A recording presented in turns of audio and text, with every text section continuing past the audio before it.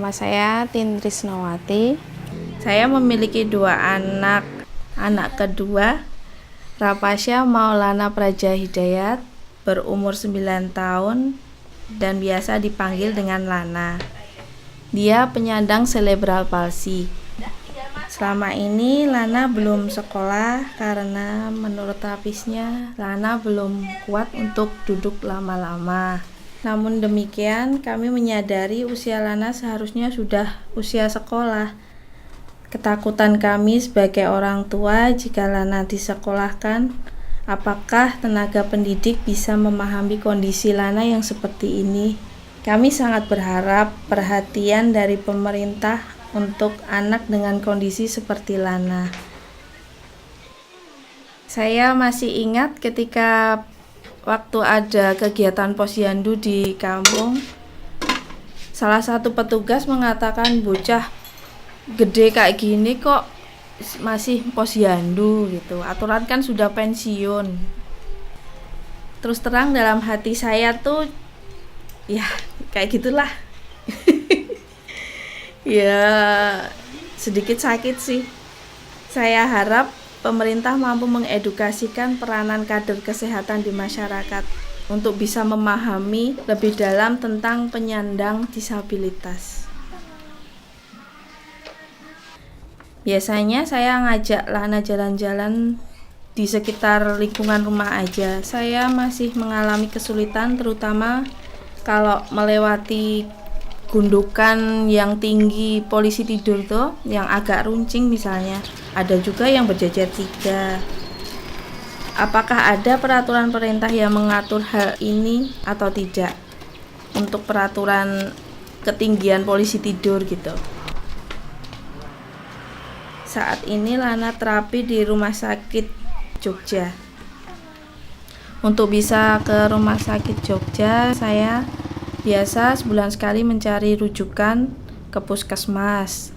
Terus habis itu hari berikutnya ke poli anak, hari berikutnya lagi ke rehab medik, baru bisa meneruskan terapi kalau udah dapat jadwal dari petugas terapisnya. Biasanya kalau dulu tuh di Rumah Sakit Jogja, kalau suruh antri tuh, kalau saya berangkat 7:30 udah dapat nomor 200-an lebih. Jadinya bisa lama di pendaftaran. Tapi sekarang udah dimudahkan dengan fasilitas daftar online dengan adanya WhatsApp itu. Selama di Rumah Sakit Jogja, tempatnya nyaman untuk anak-anak, sudah ber-AC, bersih, dan terapisnya juga ramah-ramah juga. Cuman itu untuk alat-alatnya okupasi terapi kurang lengkap. Ya semoga pemerintah bisa mengusulkan untuk layanan terapi anak CP agar alat-alatnya diperlengkap dan bisa mendekatkan ke masyarakat seperti di puskesmas. Ketika bertemu dengan orang tua lain di WKCP, kita bisa saling belajar, saling menguatkan, dan tidak merasa sendiri lagi. Semangat kami sebagai orang tua terpompa lagi. Harapan kami sebagai orang tua anak dengan cerebral palsy agar pemerintah dapat berdiskusi dengan kami untuk mewujudkan pelayanan yang lebih baik dan tepat sasaran sehingga Jogja benar-benar Jogja inklusi, bukan hanya slogan.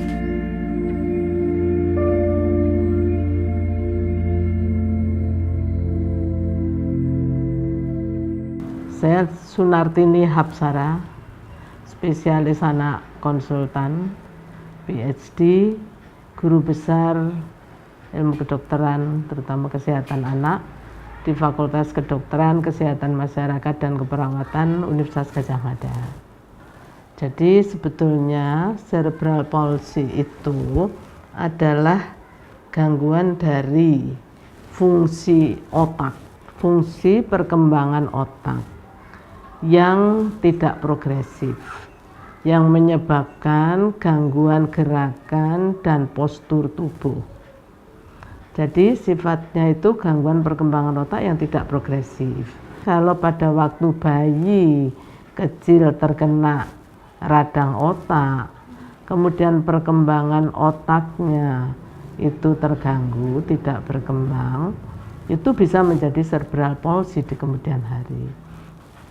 Tapi bisa juga begitu lahir itu sudah bisa dideteksi apakah ini kira-kira nanti akan menjadi cerebral palsy kalau memang ada gangguan perkembangan otak waktu dalam kandungan.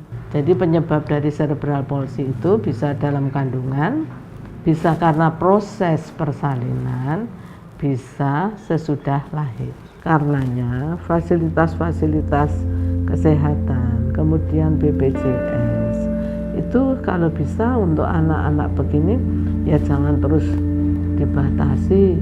Harapan kami itu penyandang disabilitas itu tidak untuk dikasihani, tapi mereka perlu diberi kesempatan untuk bisa mengembangkan diri, sehingga harapan kita mereka bisa mandiri, meskipun dengan itu tetap punya potensi, dan itu potensial.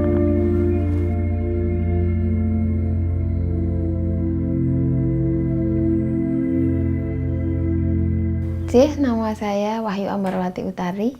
Saya bekerja sebagai seorang pegawai negeri sipil di salah satu instansi di bawah Kementerian Sosial, Balai Besar Rehabilitasi Sosial Bina Daksa, Profesor Dr. Suharso Surakarta.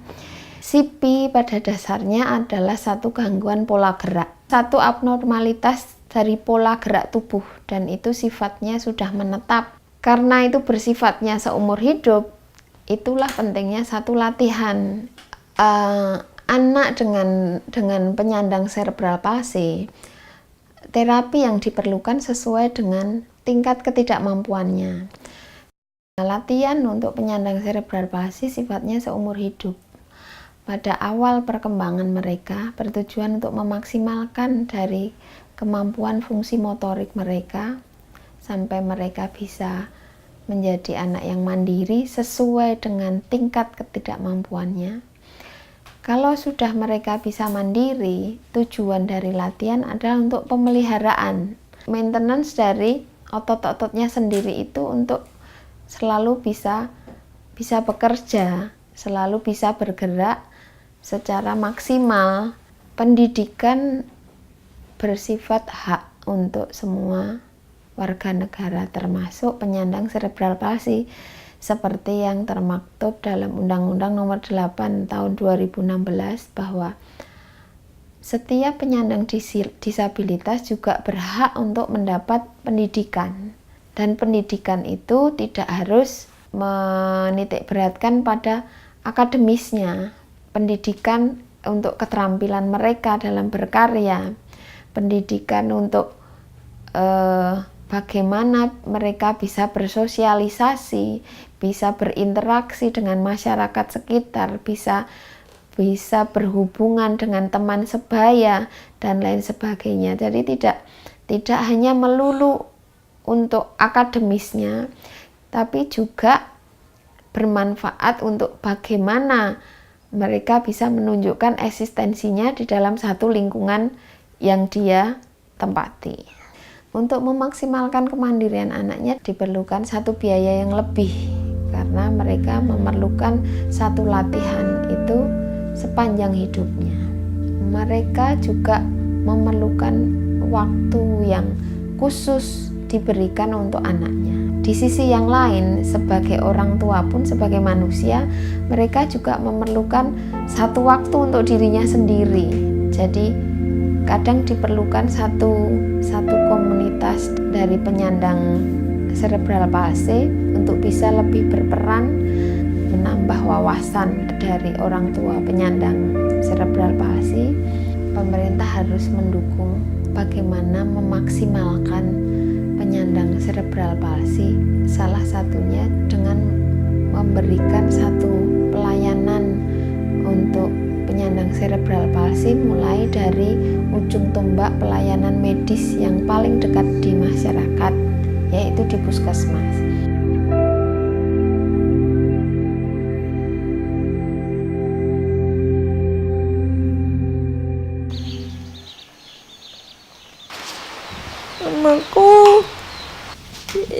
Muharramah. Umur saya 33 tahun. Saya tinggal sendiri di rumah. Kayak kemana-mana sendiri. Dan alhamdulillah ada Trans Jogja. Kayak menggunakan Trans Jogja sudah lebih dari 5 tahun. Kendala yang sering saya hadapi ketika berhenti, bisnya tidak mepet halte. Jarak antara bis dan halte bisa 30 sampai 40 cm, kadang lebih, membuat saya susah melangkah. Pengalaman terburuk saat mau turun, belum sempat melangkah, bisnya sudah berjalan. Namun ada juga pengalaman yang menyenangkan. Ya, ketika naik Trans Jogja dapat kernet yang bisa diajak ngobrol dan kooperatif. Ada penumpang yang membutuhkan tempat duduk. Terus kernetnya mencarikan dan meminta yang mampu berdiri untuk berdiri. Karena kesadaran tentang kursi prioritas maupun tanda tempat untuk disabilitas tidak semuanya dipahami, baik petugas maupun penumpang. Harapan saya, selain memperbaiki sarana fisik dari bis dan halenya, untuk lebih aksesibilitas diperlukan juga edukasi untuk petugasnya agar lebih ramah dan memahami tentang disabilitas dan bagaimana memberikan pelayanan terhadap penyandang disabilitas. Meskipun kami memiliki keterbatasan, kami berharap bisa dilibatkan dalam setiap proses pembangunan sehingga tercapai Jogja yang inklusif.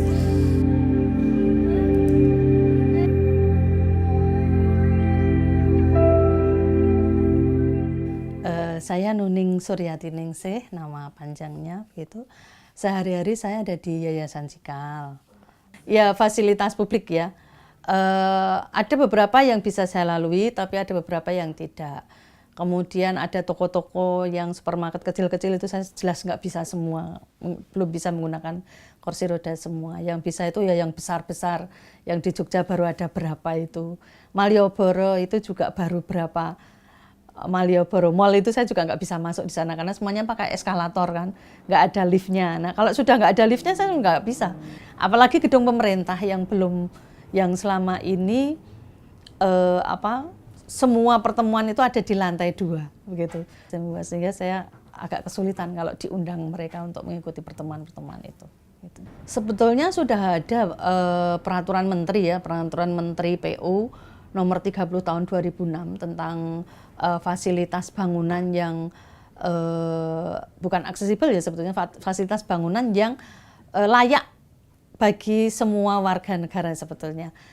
Sudah ada beberapa standarisasi ketika membuat bangunan yang aman, nyaman bagi semua orang.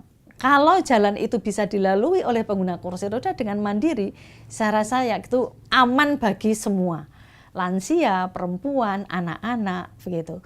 Kemudian kemiringan juga, misalnya bidang miring seperti itu, RAM misalnya. RAM itu sebetulnya fungsinya juga untuk apa? RAM itu kan untuk kemudahan juga, untuk semua juga, daripada dengan tangga. Tangga itu kan dengan kenaikan yang tajam. RAM itu kan juga ada standarisasinya. Yang paling aksesibel adalah 1:20. Tapi kalau sudah kurang dari itu, misalnya 1:10, itu paling maksimal, itu sudah memerlukan bantuan. ketika pembuatan RAM itu pun juga ada satu ruangan, bordes ya namanya. Bordes itu adalah suatu ruangan, kalau misalnya RAM-nya itu panjang, itu harus ada bordesnya. Artinya ada suatu tempat, wilayah di mana wilayah itu untuk istirahat. Yang membuat bangunan itu juga harus tahu tentang standar kursi roda itu lebarnya seberapa. Dia bisa manuver dan sebagainya, wilayahnya harus seberapa, itu juga harus dipikirkan oleh penyelenggara pembangunan itu. Kami waktu merancang pernah diundang, tapi diundang ketika menyampaikan akan dibangun begitu kan, akan dibangun pendestrian di Malioboro begitu, di Malioboro dengan luas ABCD begitu itu. Tapi ketika pelaksanaan pembangunan kami tidak pernah diundang. Begitu, kami tidak diundang, tapi setelah selesai kami diundang untuk uji coba. Sehingga ketika ada beberapa guiding block yang tidak sesuai dengan guiding blocknya, warnanya abu-abu itu tidak bisa digunakan oleh teman-teman netra itu. Karena itu abu-abu, mestinya kan kuning. Karena sebetulnya warna kuning itu ada fungsi tersendiri. Teman-teman netra dengan melihat warna kuning itu ada suatu sinar gitu. Sinar yang bisa dilihat oleh teman-teman low vision terutama. Jadi sebetulnya semuanya bisa inklusi, bisa aksesibel itu harus kita pegang dulu orangnya. Kalau orangnya sudah punya perspektif, saya pikir semuanya bisa. Kita tidak hanya butuh secara fisik, tapi kan orangnya juga. Perilakunya bagaimana ketika beradab. Tinggal kita harus pegang dulu orangnya. Ketika orangnya kita sudah bisa melakukan interaksi dengan baik, sebetulnya soal peraturan, soal bangunan fisik dan yang itu sebetulnya mengikuti.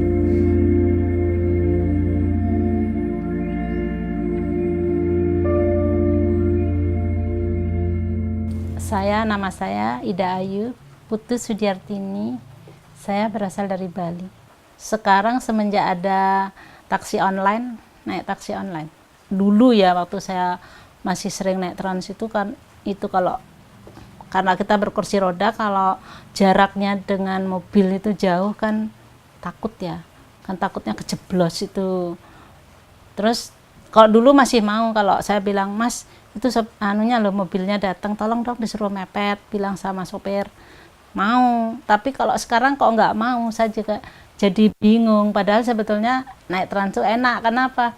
Tujuannya kemana itu, tapi bisa kelilingnya jauh gitu loh, bisa lihat-lihat mana-mana kayak gitu. Jadi seneng sebetulnya trans, cuma ya yang saya inginkan yaitu tadi, seperti misalkan kalau kursi roda mau masuk dipasangi itu blabak apalah yang seperti kalau kita ada ram-ram yang dipasang itu loh.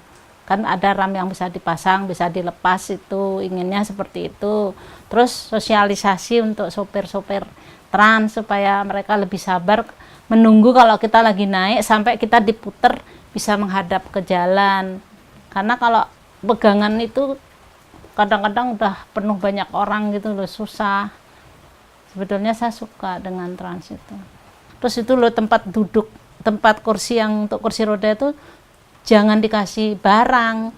Masalah toilet itu sangat sulit ya kita bisa mengakses, tapi kita sekarang bersyukur katanya ada toilet bawah tanah ya. Tapi kita memang suatu saat itu ingin ke situ, ingin mencoba seperti apa, benar-benar akses apa enggak. Memang kita di tempat-tempat umum lain enggak bisa.